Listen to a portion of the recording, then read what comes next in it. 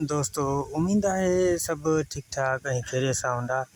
अॼु शमन अली मीराली जो हिकु सुपर हिट एल्बम तव्हांजे साम्हूं आहे। एल्बम नंबर 7 परदेसी।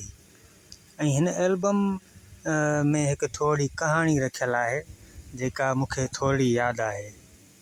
त जॾहिं शमन अली मीराली 7 एल्बम कयो ऐं मार्केट में आयो त तमामु घणो मशहूरु थियो, एतिरो जो नाज़ प्रोडक्शन खे बिल्कुलु धकु हयो। हिन में नाज़ प्रोडक्शन वारे शमन अली मीराली ते केस बि कयो हो।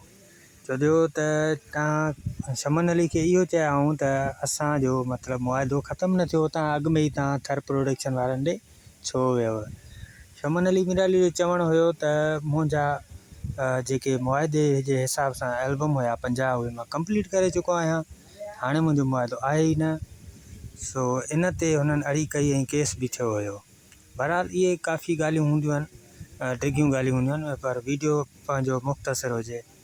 हीअ एल्बम सॼो बेस्ट आहे सॼो। ऐं हिन एल्बम जी जेतिरी तारीफ़ कजे ओतिरी घटि आहे, छो तारीफ़ वारो हिन में गीत बि आहे। ऐं हिन में गीत सुपर हिट माण्हू मखण जहिड़ा, परदेसी, न थिए को ऐं दिलि टुटी वेंदई, तमामु बहितरीनु गाना आहिनि हिन में। ॾिसूं दोस्तनि जा पहिरियां वारा कमेंट्स आहिनि त उहे शामिलु कयूं। पहिरियों कमेंट्स आहे शहबान सोलंकी भाउ लिखियो आहे सुपर एल्बम 77, वॾी महिरबानी शहबान भाउ। ऐं उन खां पोइ वरी शहबान सोलंकी भाउ लिखियो आहे 78 एल्बम 2019 गुलनि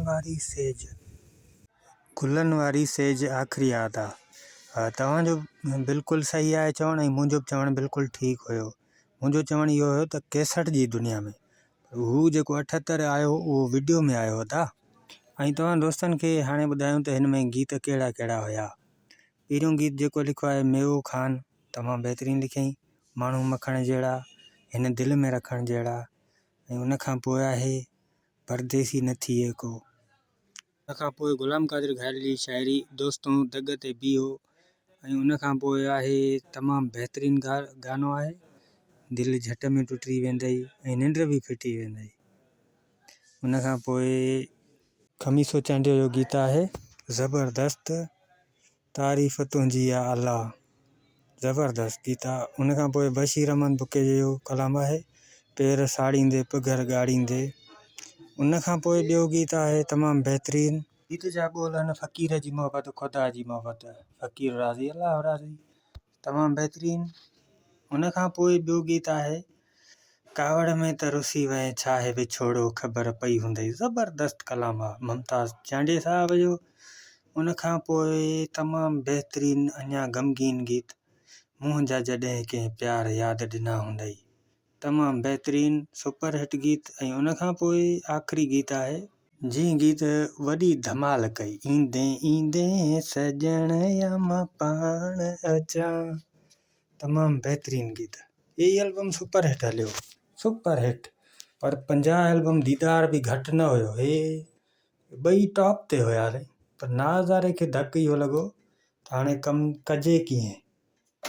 हुन ॻाल्हि हईं शमन मीराली ते त बाबा हाणे तुंहिंजो असां सां अञा मुआदो आहे, तूं मुआदो छो ख़तमु कयो आहे, तो ते केस कयो आहे। बहरहाल काफ़ी ॻाल्हियूं आहिनि, मूंखां कुझु विसरी बि वियूं आहिनि। पर बहरहाल दोस्तों अव्हांखे वीडियो कीअं लॻो, वीडियो पसंदि आयो हुजे वीडियो खे लाइक ज़रूरु कंदा, शेयर ज़रूरु कंदा, पंहिंजनि प्यारनि दोस्तनि ताईं ज़रूरु शेयर कंदा।